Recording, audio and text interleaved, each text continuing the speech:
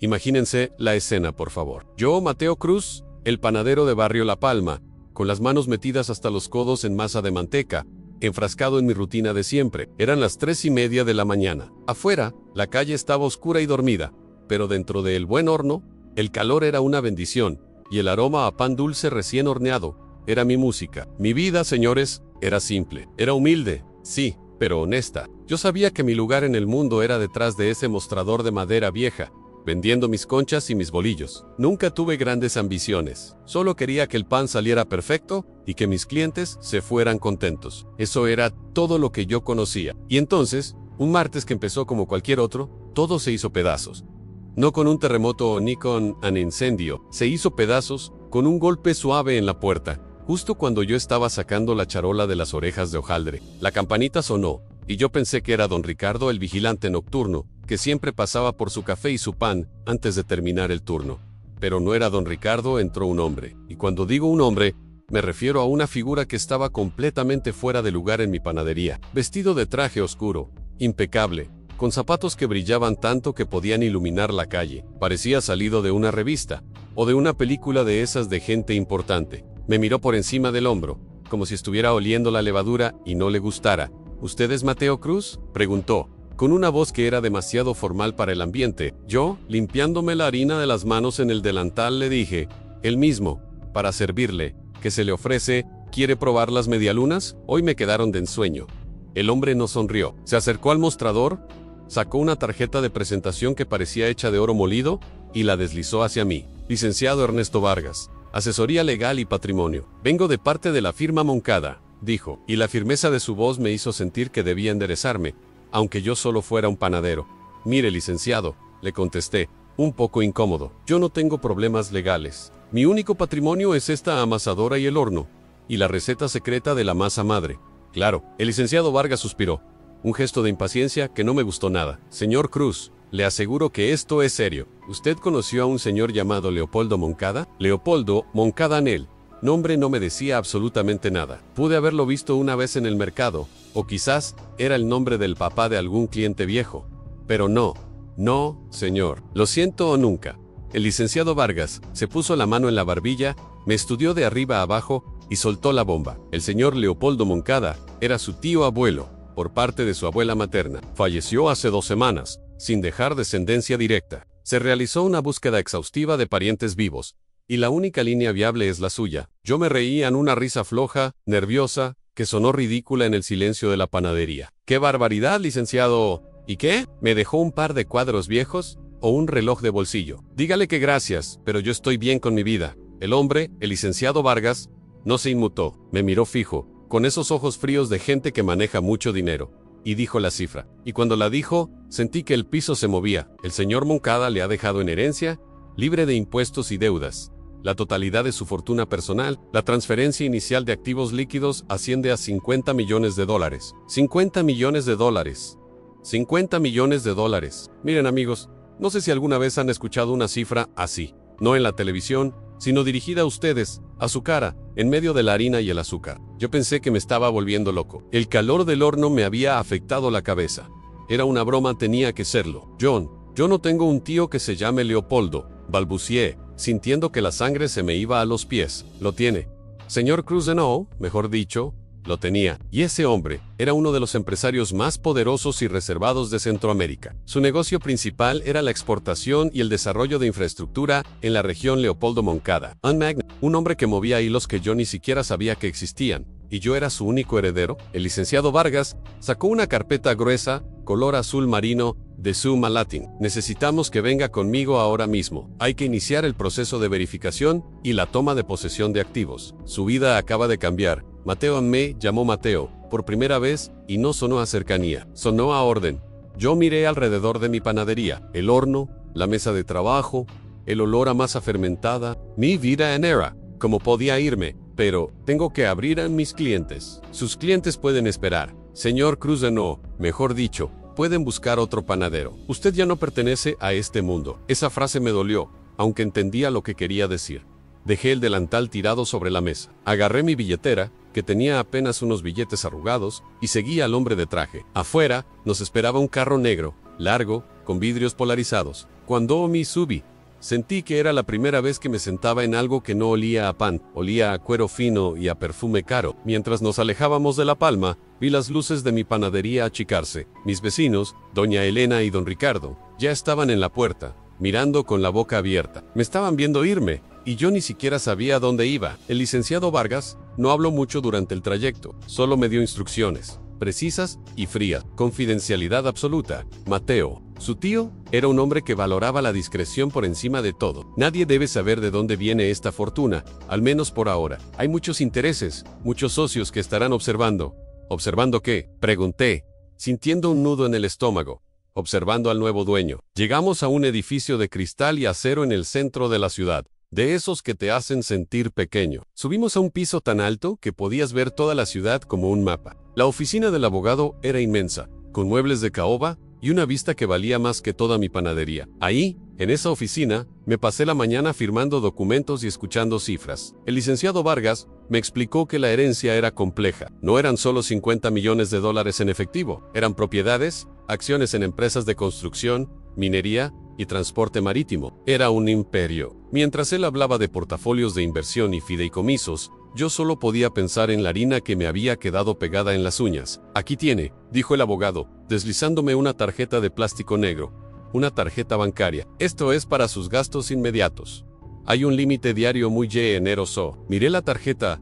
Era tan simple y elegante. Yo siempre había usado efectivo, o, si acaso, una tarjeta de débito de mi banco local. ¿Y ahora qué? Regan. Ahora, Mateo, usted debe instalarse. Le hemos conseguido un apartamento temporal en un sector seguro, lejos de La Palma. Necesita privacidad para estudiar el testamento y los archivos de su tío. ¿Archivos? Si en el señor Moncada dejó una condición peculiar en su testamento, dijo Vargas, y su voz se hizo más grave. Para asegurar la transferencia total de la fortuna, usted debe entender su legado. Debe conocer a fondo los negocios de Leopoldo Moncada. Él dejó una caja sellada con documentos personales. Antes de que el dinero sea suyo, usted debe leer y aceptar lo que encuentre ahí. Esa fue la primera vez que sentí el frío de esa herencia. No era solo dinero. Era una tarea, un requisito. Me llevaron a mi nuevo hogar temporal. No era un apartamento, era un piso completo. Ventanas de EPERD, seguridad privada y un silencio ensordecedor. No había el ruido de la calle, ni el grito del vendedor de frutas, solo un silencio caro. El licenciado Vargas me dejó solo con una maleta de ropa nueva que me había comprado de apuro, y con la famosa caja sellada de mi tío. La caja era de madera oscura, pesada, con un candado antiguo. Estaba lacrada con el insignia de Leopoldo Moncada en una M estilizada. Me senté en el sofá de cuero blanco, que era tan grande que me sentía flotando Weimar la calle. $50 millones estaban ligados a lo que había dentro. Si mi tío hubiera sido un hombre honesto, un simple empresario, ¿por qué la necesidad de este secreto? ¿Por qué la condición de que yo debía entender su legado? Me tomó un día entero reunir el valor para abrirla. Un día entero de caminar por ese piso inmenso, sintiéndome un impostor, un panadero sin su horno. A la mañana siguiente, llamé al licenciado Vargas, que envió a un mensajero para que abriera el candado. Era demasiado complejo, dijo. Cuando la tapa se levantó, el olor que salió de la caja no era a pan ni a dinero. Era un olor a papel viejo, a polvo y a algo más, algo metálico y frío. Adentro, no había solo documentos. Había cuadernos escritos a mano, fotografías viejas y varios sobres sellados con fechas. El primer documento que saqué era el diario personal de Leopoldo Moncada. Y ahí, en ese silencio de oro, comenzó la verdadera historia. Mi tío, Leopoldo Moncada, no era solo un hombre de negocios, era un depredador. En las primeras páginas del diario, escritas con una caligrafía elegante y firme, mi tío describía su filosofía de vida. Decía que la riqueza no se pide, se toma, y que la ley solo existía para los pobres. Empecé a investigar los nombres de las empresas que me había heredado. La Constructora, Pilar del Sur, sonaba bien, pero al buscar en internet, encontré artículos viejos, casi enterrados, sobre accidentes laborales inexplicables en las obras que dirigían. Leopoldo Moncada no pagaba seguridad social, no pagaba salarios justos. En sus propias notas, hablaba de la optimización de costos y de cómo era más barato pagar el silencio de una familia que invertir en infraestructura decente para sus trabajadores. Leí sobre un proyecto en particular, una carretera que cruzaba una zona montañosa. En el diario, mi tío se quejaba de la lentitud de las negociaciones con los propietarios de las tierras. Luego, semanas después, había una entrada fría en el problema de los campesinos ha sido resuelto. Las tierras están libres son Al buscar noticias de esa región, encontré menciones vagas sobre desalojos forzosos y la desaparición de líderes comunitarios que se oponían al proyecto. Mi tío había comprado esa carretera con sangre. El pánico empezó a crecer en mi pecho. Yo, Mateo Cruz, el panadero que se preocupaba si el pan se quemaba un poco, ahora era el dueño de una empresa construida sobre la miseria ajena. La peor parte llegó con los archivos de la minería. Mi tío poseía minas de metales raros en zonas remotas. En uno de los sobres, encontré un informe interno, escrito por un tal ingeniero Gómez, que alertaba a Moncada sobre la toxicidad de los desechos químicos que estaban arrojando a los ríos cercanos. La respuesta de mi tío, garabateada con tinta roja al margen del informe, era aterradora. Gómez, en el costo de la planta de tratamiento excede la ganancia del trimestre en cierre el pico. La salud de los aldeanos no es nuestro problema. Esto es un negocio, no una caridad. Cerré el diario de golpe. Me levanté del sofá sintiendo náuseas. 50 millones de dólares. 50 millones de dólares que olían a veneno y a sudor. El dinero que me había sacado de la harina y me había puesto en el lujo era dinero sucio manchado. Llamé al licenciado Vargas. Él contestó inmediatamente, con esa voz pulcra y sin emociones. Licenciado, necesito hablar con usted sobre los archivos, sobre las empresas. ¿Algún problema, Mateo? ¿Ya comprendió el alcance del imperio? No es el alcance, licenciado, es el origen, Ané.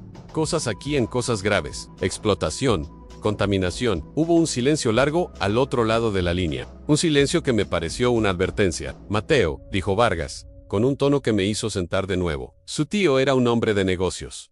Los negocios a ese nivel no son bonitos. Las personas que manejan fortunas tan grandes tienen que tomar decisiones difíciles. Lo que usted está leyendo es la realidad del poder. ¿Y qué pasa con la gente que sufrió? ¿Con los que murieron? Eso, Mateo, es historia. Y la historia no se puede cambiar. Lo que sí puede cambiar es su futuro. El testamento es claro. Si usted acepta el legado, usted es el dueño. Si lo rechaza, la fortuna pasa a un fideicomiso benéfico. Pero usted renuncia a todo y, además, el contenido de esa caja se hace público. Ahí estaba la trampa. Si yo aceptaba, era un cómplice silencioso de la maldad de mi tío. Si yo denunciaba, si hacía público el contenido de la caja, el escándalo sería monumental. Pero el licenciado Vargas no había terminado. Su voz se hizo un susurro de hielo. Hay algo más que debe entender sobre su tío Leopoldo. Él tenía muchos socios, y cuando digo socios, me refiero a gente que no distingue entre los negocios y la violencia. Si usted decide denunciar, si decide hacer público el origen de esta fortuna, no solo arriesga el dinero, arriesga su vida, y la de cualquier persona que le importe. Quedé helado. Mi mente voló a doña Elena, a don Ricardo, a la gente de La Palma. Mi vida humilde era segura. Esta vida de millones era una trampa mortal. ¿Me está amenazando, licenciado? No, Mateo, le estoy informando. Los 50 millones de dólares tienen un precio, y ese precio es el silencio Pancelo Bean. Usted puede usar ese dinero para hacer el bien, para limpiar el nombre de su tío con caridad, para vivir la vida que nunca soñó, o puede convertirse en un mártir. Pero los mártires, Mateo, rara vez sobreviven a Colgoan, y me dejó solo con el diario de un asesino y la tarjeta bancaria negra en mi mano. Salí al balcón de ese piso alto. Meyer-LeSueur, abajo, en la distancia, podía imaginar mi panadería, la luz tenue del amanecer, el olor a masa. Ahora tenía una decisión que tomar, una decisión que dividía mi vida en dos: la honestidad de un panadero pobre, o la riqueza manchada de sangre de un magnate. El miedo me apretó el pecho, pero también la rabia. ¿Podría yo, Mateo Cruz, el hombre que solo sabía hacer pan, enfrentarme a un imperio de corrupción y mentiras? Abrí el diario de mi tío. En la última página había una nota final, escrita con la tinta ya desvanecida. Dirégida E.M. Querido Mateo, si estás leyendo esto, significa que el sistema funcionó. Disfruta el dinero, pero nunca olvides, en este mundo solo los despiadados prosperan. Bienvenido a la familia. Tomé la caja de madera y la cerré de golpe. No iba a ser parte de su familia. Pero ¿cómo me libraba de esto sin morir en el intento? La primera cosa que hice fue buscar el nombre del ingeniero Gómez, el que había escrito el informe sobre la contaminación. Si alguien sabía la verdad, era él. Pero ¿cómo encontrar a un hombre que mi tío había silenciado? Tenía 50 millones de dólares. Tenía el poder de un imperio. Y ahora tenía que usar ese poder para desenterrar la verdad que ese imperio quería mantener oculta. Mi vida de panadero había terminado. La guerra apenas comenzaba. El licenciado Vargas pensaba que yo era solo un tonto asustado. Se equivocaba. El miedo me había dado una claridad terrible. Yo no quería ese dinero, pero si lo usaba como arma, tal vez podría hacer algo de justicia. Empecé por la única cosa que conocía: en la humildad. Tenía que volver a ser el panadero, el hombre invisible, para que nadie sospechara lo que estaba planeando. Al día siguiente, le pedí al licenciado Vargas que me consiguiera un pasaje, no para Europa, ni para un paraíso fiscal. Le dije que necesitaba ir al campo, a la zona de la carretera, donde mi tío había desalojado a los campesinos. ¿Para qué, Mateo?, preguntó Vargas, confundido. Para entender el negocio, licenciado, para ver la obra de mi tío con mis propios ojos. Él sonrió, un poco aliviado. Pensó que yo estaba aceptando el juego, que estaba aprendiendo a ser un Moncada. Excelente, Mateo, una decisión muy inteligente. Le enviaré un vehículo blindado y seguridad personal. No, licenciado, a nada de blindados, a nada de seguridad. Solo, uncarodes. Si voy a ver cómo vive la gente, no puedo llegar como un rey. Él aceptó a regañadientes. Yo sabía que me estaba poniendo en riesgo, pero si iba a luchar contra un fantasma multimillonario, necesitaba saber dónde había dejado sus huellas. Tenía que encontrar a la gente que había sido aplastada por la fortuna de Leopoldo Moncada. Ellos eran mi única esperanza. Y la única manera de limpiar la sangre de mis manos. El viaje me llevó lejos de la ciudad, a la provincia profunda, a la tierra donde la carretera de mi tío cortaba el paisaje como una cicatriz. Cuando llegué a la zona de conflicto, no vi la carretera brillante que salía en los folletos. Vi polvo, miseria y caras marcadas por la injusticia. Me detuve en una pequeña fonda, en un pueblo casi olvidado. Me senté en una mesa, ordené un café aguado y escuché las historias que la gente de negocios no quería que yo oyera. Esa carretera, dijo la dueña de la fonda, una señora con ojos cansados. Esa carretera no la hicieron con cemento, la hicieron con lágrimas. Le pregunté por Leopoldo Moncada. Su rostro se cerró. Ese hombre anera el diablo. Se llevó las tierras, se llevó la paz y se llevó a mi sobrino. Mi sobrino en desapariciones, yo saqué mi libreta, no como un magnate, sino como un reportero improvisado o un detective amateur. Necesitaba nombres, fechas, detalles. Mientras más preguntaba, más claro veía el panorama. Mi tío Leopoldo había creado un sistema de terror. No solo compraba propiedades, compraba silencio.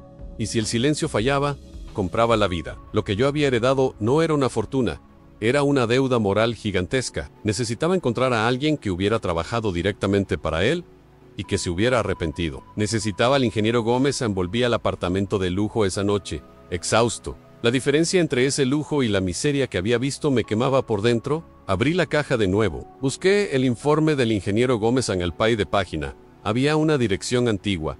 La casa que el ingeniero había puesto en el informe. Era una pista débil, pero era la única que tenía. Llamé a Vargas de nuevo. Licenciado, necesito un favor. Necesito que averigüe si la dirección de este ingeniero Gómez sigue activa. Vargas dudó. Mateo, ¿por qué insiste en estos temas? Esto no es relevante para la herencia. Lo es para mí, licenciado. Es una condicionan. Él suspiró, frustrado. Bien, le conseguiré la información, pero le advierto, a usted está jugando con fuego. El pasado de su tío está sellado por una razón. Horas después, Vargas me llamó. Su voz era tensa. Mateo, la dirección del ingeniero Gómez está en un barrio peligroso, en las afueras. Y por cierto, el ingeniero Gómez desapareció hace 7 años. ¿Desapareció? ¿O lo desaparecieron? Vargas no contestó. Mateo, escúcheme bien. Di a Shea, calla, queme esos documentos. Acepta el dinero. Es la única forma de sobrevivir. Pero yo ya había cruzado la línea. Yo ya no era el panadero asustado. Yo era el heredero, y tenía una misión. Si el ingeniero Gómez estaba desaparecido, tenía que haber alguien más, alguien que supiera de las minas y de los desechos tóxicos. Recordé que el informe de Gómez mencionaba a un capataz que había renunciado al mismo tiempo. Un tal Ricardo Soto Amé. Puse la ropa más simple que tenía. Dejé la tarjeta de crédito negra sobre la mesa de mármol y salí del piso de lujo. Mi destino en las minas del tío Leopoldo, un lugar donde el aire era veneno y la verdad estaba enterrada bajo toneladas de tierra. Yo iba a desenterrarla o iba a morir en el intento. No podía volver a amasar pan sabiendo que mis manos estaban manchadas con la fortuna de un monstruo. Necesitaba limpiar mi alma, aunque me costara los $50 millones, o la vida iba a las minas. Yo, Mateo Cruz, el que solo sabía de levadura y hornos, ahora viajaba hacia un lugar donde la tierra estaba enferma. Me subí a un autobús viejo, de esos que huelen a diésel, y a gente que trabaja duro. Dejé el carro discreto que me había conseguido Vargas, aparcado a varias cuadras del edificio de lujo. Simi Seguian. No quería que supieran mi destino de inmediato. La tarjeta negra, la de los millones, la guardé en el fondo de mi billetera, junto a un billete de 20 arrugado que me recordaba quién era yo. El viaje fue largo. Mientras más nos acercábamos a la zona minera, más se oscurecía el aire. Cuando bajé del autobús, sentí un golpe en el estómago. El olor no era el olor a humo de leña, ni a polvo de carretera. Era un olor químico, metálico, pesado. Era el olor del dinero de mi tío. Esta zona se llamaba el Purgatorio, un nombre que le hacía justicia. Las casas eran chozas grises, construidas con láminas oxidadas. Los niños jugaban en el lodo, y el río que cruzaba el pueblo tenía un color verdoso turbio. Me acerqué a un grupo de hombres sentados bajo la sombra de un árbol seco. Parecían mineros, con las caras cubiertas de hollín y la fatiga grabada en la piel. «Buenas tardes, señores», dije, tratando de sonar natural. Me miraron con desconfianza. «Aquí, un extraño es un problema». «¿Qué busca por aquí, amigo?», preguntó uno, con voz áspera. «Busco trabajo, si is possible, pero primero, busco a un hombre, Ricardo Soto». ¿Lo conocen? Al escuchar el nombre, la desconfianza se convirtió en miedo. Se miraron entre ellos. «Aquí no conocemos a nadie con ese nombre», dijo otro, y el grupo se dispersó rápidamente. Entendí que estaba en territorio hostil, y no por parte de los mineros, sino por la sombra de Leopoldo Moncada. Mi tío había sembrado el terror tan profundamente que la gente temía hasta pronunciar los nombres de los que se habían atrevido a irse. Necesitaba ser invisible. Necesitaba volver a ser el panadero, el hombre que solo pide un café y escucha. Encontré una cantina oscura, con música de rancheras sonando a todo volumen. Entré, me senté en la barra y pedí una cerveza. El cantinero era un hombre viejo y taciturno. «Usted no es de por aquí, ¿verdad?», me preguntó, sin levantar la vista. «No, vengo de la capital, buscando un respiro y un buen trago». Estuvimos en silencio un rato. Yo no presión. Simplemente bebí mi cerveza lentamente, dejando que el ambiente me hablara. Finalmente, el cantinero se inclinó sobre la barra. «Si busca trabajo, váyase aquí, solo hay dolor. Esas minas son la boca del infierno». Escuché que el dueño, Moncada, murió. ¿Quién está manejando ahora? El dinero sigue mandando. Moncada tenía gente, capataces, y otros que no son tan legales. Vienen en camionetas oscuras. A veces se llevan gente que pregunta demasiado. Mi estómago se encogió. El cantinero me miró, y por primera vez, vi una chispa de empatía en sus ojos cansados. «Fíjese, si pregunta por gente desaparecida, usted será el próximo, pero yo no podía irme. No después de haber visto el Río Verde, no después de haber respirado ese aire pesado. Yo había heredado la culpa, y la única manera de limpiarla era enfrentarla». Salí de la cantina y caminé por las calles de El Purgatorio. Necesitaba un punto de contacto, algo o alguien que no estuviera bajo la vigilancia directa de los matones de Moncada. Recordé algo que me dijo la señora de la fonda en el camino en Tosé. Esa carretera la hicieron con lágrimas en las víctimas de Moncada. No eran solo cifras, eran familia. Encontré una pequeña iglesia de adobe, casi derrumbada. Afuera, una mujer mayor barría el polvo con una escoba de ramas. Tenía el rostro duro, pero sus ojos eran de una tristeza profunda. Me acerqué con cautela. «Disculpe, señora, soy Mateo Cruz. Vengo de la capital». Ella dejó de barrer y me observó. «Aquí no hay nada que ver, señor. Busco a Ricardo Soto», dije, bajando la voz. «Sé que él trabajó para Moncada, sé lo que pasó aquí». La mujer me miró fijamente. No había miedo en sus ojos, sino resentimiento. «¿Usted es policía? ¿Gobierno? Porque si es así, pierda su tiempo. Ellos ya vinieron y se fueron con las manos llenas. No soy ninguno de los dos, Yo soy el sobrino de Leopoldo Moncada». La escoba cayó al suelo. La mujer se cruzó de brazos. Su expresión se endureció hasta convertirse en piedra. «Usted es de la familia del diablo. ¿Viene a ver qué más puede robar?». «No, señora, vengo a devolver, o, al menos, a exponer la verdad. Mi tío me dejó su fortuna, $50 millones, y el secreto detrás de ese dinero es la miseria de gente como usted. No quiero ese dinero, pero necesito pruebas para denunciarlo. Necesito a Ricardo Soto». Ella se quedó en silencio, evaluándome. Debí parecer ridículo, con mi ropa de ciudad, hablando de millones en ese pueblo de polvo, pero quizás mi desesperación era real. «Ricardo no está en el pueblo», dijo finalmente, con un susurro áspero. «Si lo encuentran, lo matan. Él está escondido en la sierra, en la vieja mina abandonada, a 3 horas de aquí». Me dio indicaciones precisas, mirando nerviosamente hacia la carretera. «Pero señor», añadió, agarrándome el brazo, «si va a la sierra, no vaya solo». Moncada tenía ojos en todas partes. «¿Y la gente de Vargas? ¿Sus abogados? Saben que usted está buscando». Le agradecí con el corazón en la mano, y me di cuenta de que mi tiempo en el purgatorio se estaba acabando. Tenía que moverme rápido. Caminé hacia el borde del pueblo. No podía llamar a un taxi. Eso alertaría a Vargas. Busqué alguna motocicleta o un caballo. Lo que fuera, encontré a un joven en una gasolinera improvisada, reparando una vieja camioneta pickup. Le ofrecí una suma ridícula, usando el efectivo que había sacado de mi billetera arrugada, el dinero limpio que no olía a veneno. «Necesito que me lleve a la sierra, a la mina vieja, que me deje cerca», y que me espere. El joven, llamado Luis, aceptó con cautela. Me miró como si estuviera loco, pero el dinero era tentador. Mientras subíamos por los caminos de tierra, el sol empezó a caer. El paisaje era espectacular, pero la belleza estaba marcada por la contaminación. Montañas de desechos tóxicos brillaban bajo la luz del atardecer. Luis me dejó donde el camino se hacía intransitable para la camioneta. No me tardo, le dije. Tenga cuidado, señor. Aquí arriba, la única ley es la de la montaña. Caminé por la oscuridad creciente, usando la linterna de mi teléfono. La mina abandonada era un agujero negro en la ladera. El aire era frío, y el silencio, opresivo. Grite su nombre, con la voz temblando. Ricardo Soto, soy Mateo Cruz. Necesito hablar con usted. No hubo respuesta. Grité de nuevo. Entonces, escuché un ruido. El roce de una piedra. Una figura emergió de las sombras. Un hombre delgado, barbudo, con ojos llenos de terror. Era Ricardo Soto. ¿Quién es usted? Váyase. Me van a matar. Soy Mateo Cruz, el sobrino de Moncada. Vengo por el diario, por la contaminación. Yo sé lo que pasó con el ingeniero Gómez Anal. Escuchar el nombre de Gómez. Ricardo se relajó un poco, pero el miedo seguía ahí. Me hizo un gesto para que entrara en la cueva, un refugio improvisado, donde apenas había una manta y una botella de agua. Moncada lo mató, dijo Ricardo.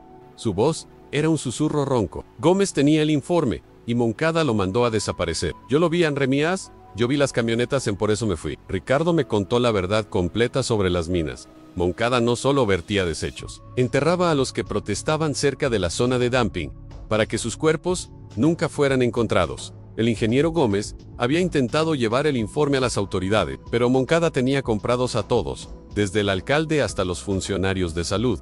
¿Tiene alguna prueba, Ricardo? ¿Algo que no sea solo mi palabra contra la de un imperio? Ricardo asintió, mirando hacia la entrada de la cueva. Sí, en Gómez era meticuloso. Él sabía que Moncada lo iba a silenciar, así que preparó una copia de seguridad. Él tenía un segundo libro de contabilidad, donde anotó todos los sobornos, los nombres de los políticos comprados, y las coordenadas exactas de las fosas y los vertederos. ¿Dónde está ese libro? Gómez me lo dio para que lo guardara, justo antes de que se lo llevaran. Yo no lo he tocado. No me atrevo a sacarlo. Ricardo se levantó, corrió una pila de escombros, y sacó una caja pequeña, metálica, sellada con cinta adhesiva. Aquí está. El libro negro. Esto no solo tumba a Moncada, tumba a medio gobierno. Sentí un escalofrío. Esto no era un juego de panaderos, esto era dinamita política. Ricardo, yo tengo la caja de mi tío en el testamento. Esa caja es solo una fachada. Mateo, la verdadera caja de Pandora es esta. Mientras hablábamos, escuchamos el ruido. No el motor de la camioneta de Luis, eran varios vehículos, potentes, subiendo la sierra. Vienen por mí, gritó Ricardo, pálido. No, vienen por la caja, dije. Sabían que yo estaba buscando la verdad. Vargas había estado observándome. Mi discreción había fallado. Tenemos que irnos, rápido. Agarramos la caja metálica y salimos de la cueva. La luna apenas ofrecía luz. Corrimos montaña abajo, tropezando con las rocas. Luis, el joven de la camioneta, había escuchado el ruido y estaba esperando, con el motor encendido. Suban, gritó. Nos subimos a la pickup justo cuando las luces de los vehículos oscuros aparecieron detrás de nosotros. A la carretera principal, Luis. Y no mires el espejo. La persecución fue aterradora. Las camionetas eran más rápidas, más potentes, pero Luis conocía los atajos de la montaña. Condujo como un demonio, esquivando baches y barrancos. Logramos llegar a la carretera principal, donde las camionetas tuvieron que reducir la velocidad para no llamar demasiado la atención. Nos metimos en el flujo de tráfico, perdiéndonos entre los camiones de carga. Una hora después, estábamos seguros, o al menos, lo más seguros que podíamos estar. Dejamos a Ricardo en una ciudad pequeña, dándole suficiente dinero para esconderse por un tiempo. Cuando esto termine, Ricardo lo llamaré. La justicia será para todos. Que Dios lo bendiga. Mateo, usted es el único Moncada que conozco que tiene alma. Volví a la capital. Dejé a Luis en la gasolinera y le di el resto del efectivo. Tenía la caja metálica de Gómez bajo el brazo y el miedo clavado en el pecho. Cuando llegué a mi piso de lujo, ya era medianoche. El silencio era ensordecedor. Abrí la puerta y encendí las luces. Y ahí estaba él, sentado en el sofá de cuero blanco, como si estuviera esperando un vuelo el licenciado Vargas. Impecable, tranquilo, con el rostro serio. Mateo, dijo, sin un rastro de sorpresa. Sabía que volverías, pero debiste quedarte en el campo. ¿Cómo supo que estaba en la sierra, licenciado? Tengo acceso a sus movimientos, su teléfono, su tarjeta negra. Todo es parte del juego. Mateo, usted es el heredero, y yo soy su guardián. Usted es el cómplice de un asesino. Vargas Scenario, una mueca fría. Moncada hizo lo que tenía que hacer para asegurar la fortuna. Y ahora, usted está a punto de destruirla. ¿Dónde está el hombre? ¿Ricardo Soto? Está a salvo. Y yo tengo la prueba, licenciado. El libro negro de Gómez en lo que su tío no quería que se supiera. Puse la caja metálica sobre la mesa de mármol, junto a la caja de madera de Moncada. Mateo, le doy una última oportunidad. Olvídese de esa caja, queme los documentos. Mañana, transfiero los $50 millones a su cuenta. Usted puede desaparecer, vivir en el anonimato y la riqueza, y ser un cómplice, vivir de la sangre de la gente del purgatorio. No. Licenciado, yo soy un panadero, y lo único que me importa es que mis manos estén limpias. Vargas se levantó. Su voz se hizo peligrosa. Usted no entiende.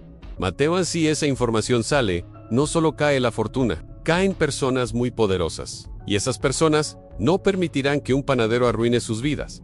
Su vida no valdrá nada. Ya lo sé, dije, sintiendo que el corazón me latía en las sienes. Pero ¿sabe qué? Ya no me importa. Abrí la caja metálica. Adentro, el cuaderno de tapas negras estaba lleno de nombres, fechas y cifras. El mapa completo de la corrupción de Moncada. Aquí está, la evidencia, y mañana. Esto estará en manos de la prensa. Vargas se acercó a la mesa, sus ojos fijos en el cuaderno. No lo haga. Mateo, piensa en su seguridad. Usted me dijo que mi tío valoraba la discreción. Pues yo valoro la honestidad. Y la honestidad es lo que va a destruir su imperio. Vargas se detuvo, su mente trabajando rápidamente. Entendí que él no era un matón sino un estratega. Si usted publica esto, Mateo, la prensa lo va a devorar. Harán pedazos a Moncada. Sí, pero también a usted. Lo acusarán de ser parte de esto, de intentar negociar con la justicia. Tenía razón. Yo no era creíble. Yo era el heredero de $50 millones. ¿Cómo podría un panadero convencer al mundo de que estaba haciendo esto por moralidad y no por venganza o por un mal negocio? Entonces, recordé la tarjeta negra, el poder que me había dado la herencia. Licenciado, ¿usted controla las transferencias del fideicomiso Moncada? Vargas asintió, confundido por el cambio de tema. Sí, por supuesto. Bien, vamos a hacer un trato. Si esto se publica, yo pierdo el dinero, ¿verdad? La fortuna pasa a un fideicomiso benéfico, sin que yo vea un centavo. Es correcto. Perfecto. Entonces, si voy a perder los 50 millones, quiero asegurarme de que nadie más, ni usted, ni los socios de mi tío, se beneficien de esa caída. Lo miré a los ojos, con toda la determinación que un panadero puede reunir. Ahora mismo, licenciado Vargas, va a realizar una transferencia, los $50 millones, no al fideicomiso benéfico, sino a una cuenta que acabo de crear. Una cuenta a nombre de las familias de El Purgatorio, y una vez que haga esa transferencia, usted va a tomar este cuaderno y lo va a entregar a la Fiscalía General, junto con una declaración de que usted, como asesor legal, descubrió la verdad y está cooperando. Vargas se echó a reír en una risa seca y nerviosa. Está loco. Si hago eso, me hundo con usted, y el dinero será rastreado. No puede simplemente regalar 50 millones. Puedo, licenciado, y lo haré. La transferencia debe ser inmediata. Use su acceso privilegiado. Si en este momento, antes del amanecer, el dinero no está en manos de la gente que mi tío arruinó, yo mismo llamo a la prensa y les digo que usted está intentando encubrir un fraude masivo. Y les doy mi testimonio, y el de Ricardo Soto, y el de todos los que conocí en el purgatorio. Vargas me miró con una mezcla de horror y asombro. Había subestimado mi desesperación. El dinero es su única carta, Mateo. Si lo regala, no tiene protección. La protección de mi alma vale más que $50 millones, le contesté. Y además, tengo algo más. Fui a la caja de madera de Moncada, la que el abogado me había dado al principio. La abrí. Usted pensó que aquí solo estaban los documentos de la herencia, ¿verdad? Vargas asintió. Pues se equivocó. Mi tío era un hombre obsesionado con el control, y para controlar a sus socios, necesitaba un seguro. Abrí la caja completamente. Busqué en el fondo. El mensajero que había enviado Vargas solo había abierto el candado. Yo, en mi desesperación, había descubierto que el fondo de la caja era doble. Con mucho esfuerzo, logré levantar la madera. Adentro, había una unidad USB sellada. Esto, dije, sosteniendo la memoria, es un archivo digital de todas las comunicaciones de mi tío con sus socios más peligrosos. Las amenazas, las órdenes de violencia. Si usted no coopera, licenciado, yo publico esto, y usted, y todos ellos, caen. Vargas se derrumbó. Entendió que yo no solo tenía el dinero, sino también el arma final de Moncada. Yo era el heredero, y había activado el plan de contingencia del muerto contra sus propios cómplices. Bien, Mateo dijo, con un hilo de voz. Hagamos. Nos sentamos frente a su laptop.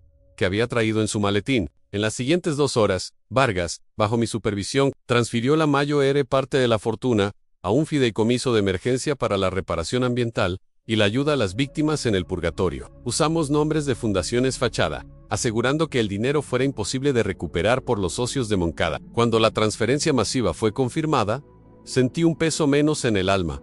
Ya no era mi dinero, era justicia. Ahora, ordené, tome el cuaderno de Gómez y la unidad USB. Váyase a la fiscalía. Vargas me miró con odio, pero también con resignación. Su carrera y su libertad dependían ahora de su cooperación. Usted es un idiota. Mateo An pudo haber sido un rey. Yo ya era un rey, licenciado An en mi panadería. Vargas se fue antes del amanecer, llevándose consigo las pruebas que desmantelarían el imperio. Yo me quedé solo en el piso de lujo, ya sin un centavo de esa fortuna manchada. La tarjeta negra estaba inactiva. Me senté en el sofá, exhausto, viendo el sol salir sobre la ciudad.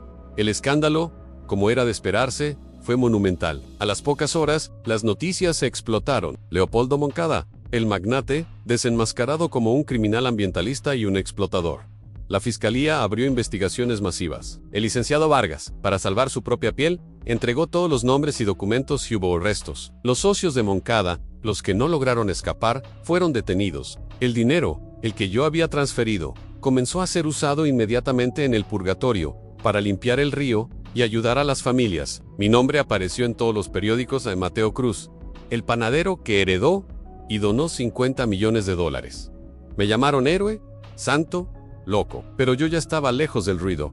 Sabía que mi vida corría peligro. Los que escaparon, los socios que perdieron millones, me buscarían. No podía volver a La Palma de inmediato. Me escondí durante meses, viviendo de mis pocos ahorros, de la ropa que me había comprado Vargas. Vivía como un fantasma, esperando que el polvo se asentara. Un día, recibí una carta, sin remitente. Era de Ricardo Soto. Estaba a salvo, lejos, y me agradecía por la justicia. Me decía que el río en el purgatorio ya no era verde. Ese fue el único pago que necesité, cuando sentí que el peligro inmediato había pasado. Que los socios de Moncada estaban más preocupados por esconderse que por vengarse de un panadero sin dinero. Decidí volver a casa. Volví a La Palma, no en un carro blindado, sino en un autobús. Bajé en la esquina de siempre. El barrio estaba igual. Mi panadería, el Buen Horno, estaba cerrada. Las ventanas, empolvadas. Doña Elena, mi vecina, me vio y soltó un grito. Corrió a abrazarme llorando. Mateo, creímos que te habían matado. Eres una leyenda. El panadero que se hizo rico y se hizo pobre por los pobres. Le sonreí. Solo soy Mateo, doña Elena, ni tengo que volver a abrir el horno. La verdad es que no tenía dinero. Había gastado casi todo en mi huida y en la ayuda inicial a Ricardo. Pero tenía algo invaluable: mi conocimiento y la receta secreta de la masa madre. Usé los últimos billetes que tenía, los que no olían a cuero caro sino a papel arrugado, para pagar la renta atrasada y comprar harina y levadura. A la mañana siguiente, a las 3 de la mañana, volví a encender el horno de leña. El calor, el familiar y bendito calor, me envolvió. Metí las manos en la masa, sentí la textura, el aroma de la levadura activándose. Era la música que yo amaba. Cuando abrí el Buen Horno esa mañana, no había un carro blindado, ni un licenciado Vargas. Solo doña Elena, esperando su pan dulce, y don Ricardo, el vigilante, por su café. Buenos días, Mateo, dijo don Ricardo, tomando su bolillo. Escuché las historias en 50 millones. ¿Y qué hiciste con todo ese dinero? Yo le entregué el pan caliente, envuelto en un papel sencillo. Lo devolví, don Ricardo. No era mío. Él me miró con respeto. Entonces, Mateo, eres un hombre más rico que Moncada. Y así, amigos, volví a mi vida. La vida de un panadero. Nunca volví a ser el mismo, claro está. El miedo de la persecución me acompañó un tiempo, pero el olor a pan era un bálsamo para mi alma. Aprendí la lección más grande de todas en la verdadera herencia de Moncada. No fue el dinero, sino la oportunidad de elegir. Elegir entre el miedo y la justicia, entre la riqueza y la honestidad. Y elegí el pan, porque el pan no solo alimenta el cuerpo, sino que también, si se hace con amor y honestidad, alimenta el alma. Y colorín colorado, este panadero ha terminado de contarles su historia. Pero si quieren un bolillo, hoy salieron de ensueño.